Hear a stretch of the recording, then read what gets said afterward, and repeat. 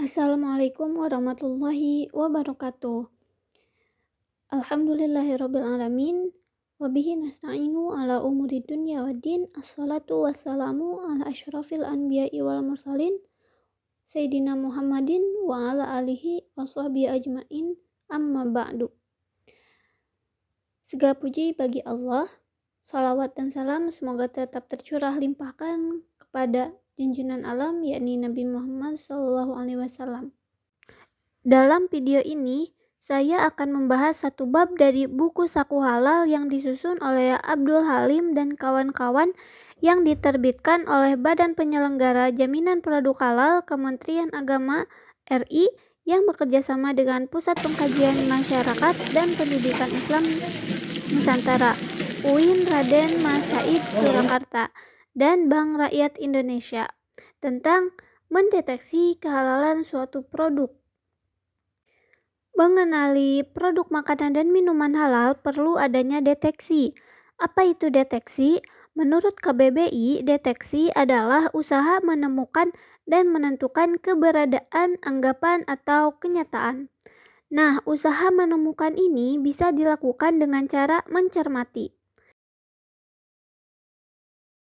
Sebelum mengkonsumsi makanan dan minuman halal, maka perlu adanya usaha menemukan dan menentukan kehalalan produk dengan mencermati dua syarat yang harus dipenuhi agar sebuah syarat produk layak berlabel halal, yaitu sumber bahan bakunya harus halal serta proses produksinya tidak terkontaminasi dengan bahan baku yang non-halal.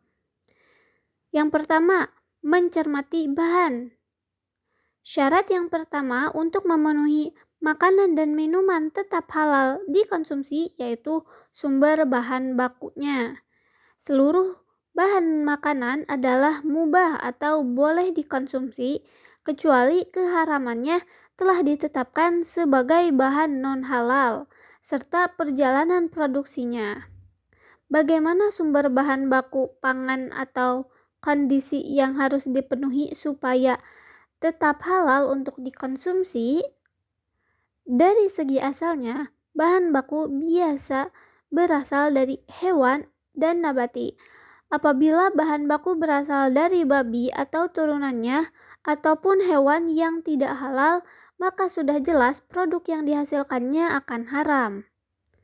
Adapun apabila berasal dari hewan halal, maka harus dipastikan sumber dari hewan yang disembelih secara syar'i. Tabel ini memberikan gambaran tentang sumber bahan baku makanan dan minuman yang harus terpenuhi agar makanan dan minuman tetap halal dikonsumsi. Sumber bahan baku dari binatang saat dikonsumsi supaya tetap halal harus memenuhi syarat yaitu bukan binatang yang telah disebutkan dalam Al-Quran dan hadis tentang keharamannya, serta sesuai tuntunan syariat. Kemudian, ada sumber bahan baku yang berasal dari tumbuhan. Syaratnya, bukan tumbuhan narkotika atau masuk kategori tumbuhan yang tidak merusak tubuh dan akal. Lalu, ada mikroorganisme, syaratnya tidak mengalami kontak dengan bahan non-halal. Lalu ada kimiawi, syaratnya bahan yang tidak bersinggungan dengan bahan non-halal. Lalu ada khamar. Nah, untuk khamar adalah bahan yang tidak bisa menjadi halal dan mutlak akan ketidakhalalannya. Nah, itu dia sumber bahan baku. Akan tetapi, selain sumber bahan baku, ada bahan lain yaitu bahan pembantu dan penolong makanan dan minuman dalam proses produksinya. Bahan pembantu sama halnya dengan bahan baku, juga harus dipastikan kehalalannya, meskipun perannya tidak sebanyak bahan baku. Bahan pembantu harus dipastikan berasal dari hewan halal dan disembelih secara syar'i. Begitu juga dengan bahan penolong yang biasanya sebagai pelarut. Jika pelarutnya dari alkohol, maka perlu dipastikan bahwa sumbernya harus berasal dari bahan-bahan yang halal. Syarat kedua yang harus dipenuhi agar makanan dan minuman tetap halal dikonsumsi yaitu perjalanan proses produksi yang tidak terkontaminasi dengan bahan baku non-halal.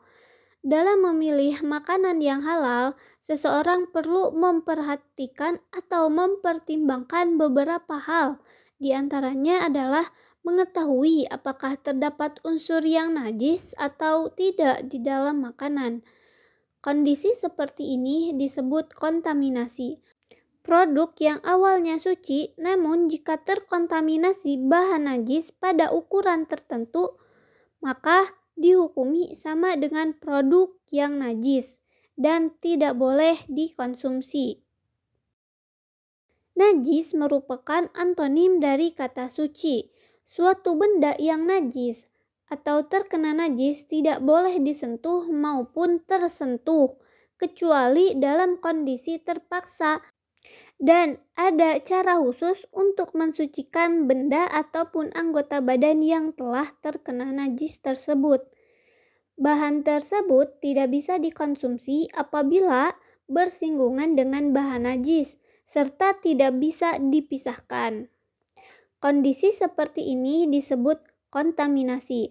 Produk yang awalnya suci namun jika terkontaminasi bahan najis pada ukuran tertentu, maka dihukumi sama dengan produk yang najis dan tidak boleh dikonsumsi. Bagaimanakah menghindari najis saat proses produksinya?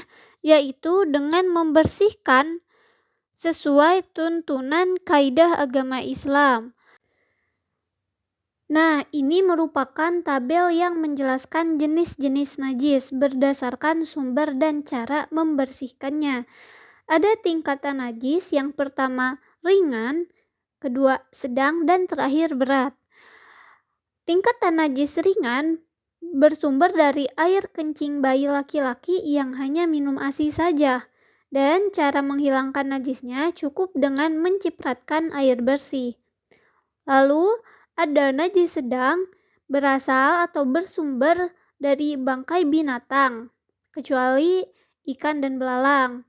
Lalu dari darah, sisa pencernaan air kencing dan khamar, kotoran binatang maupun manusia. Cara menghilangkan najisnya harus dibilas dengan air bersih mengalir hingga hilang bau dan warnanya. Boleh menggunakan deterjen setelah dibersihkan dengan air bersih mengalir jika diperlukan. Lalu terakhir ada najis berat, bersumber dari babi dan anjing. Cara membersihkan najis ini yaitu dengan membilasnya dengan air bersih mengalir yang dicampur tanah atau debu sebanyak 1 kali, lalu segera bilas dengan air bersih yang mengalir sebanyak 6 kali, jadi jumlahnya ada 7 kali. Produk makanan atau minuman ada juga yang proses produksinya bercampur tempat atau fasilitas dengan bahan non-halal. Lalu bagaimanakah apabila produk halal dan non-halal yang diproduksi atau diangkut pada fasilitas atau tempat yang sama? Nah, ada beberapa solusinya. Yang pertama, setelah selesai produksi bahan yang non-halal, segera mungkin dibersihkan sesuai tuntunan agama Islam. Yang kedua, apabila memungkinkan, sebaiknya fasilitas dan tempat dipisahkan antara bahan produk halal dan bahan produk non-halal. Dan yang terakhir, selama proses mobilisasi, pastikan seluruh produk halal tertutup rapat dan terbebas dari masuknya kontaminasi. Nah, itu saja yang dapat saya sampaikan terkait mendeteksi kehalalan produk. Dapat disimpulkan bahwa sebuah produk bisa dikatakan halal jika memenuhi kriteria. Yang pertama, berasal dari bahan yang telah ditentukan kehalalannya di dalam Al-Quran dan hadis. Dan yang kedua, selama proses produksinya tidak bersinggungan atau bersentuhan dengan bahan najis dan non-halal. Sekian dari saya. Mohon maaf apabila ada kesalahan.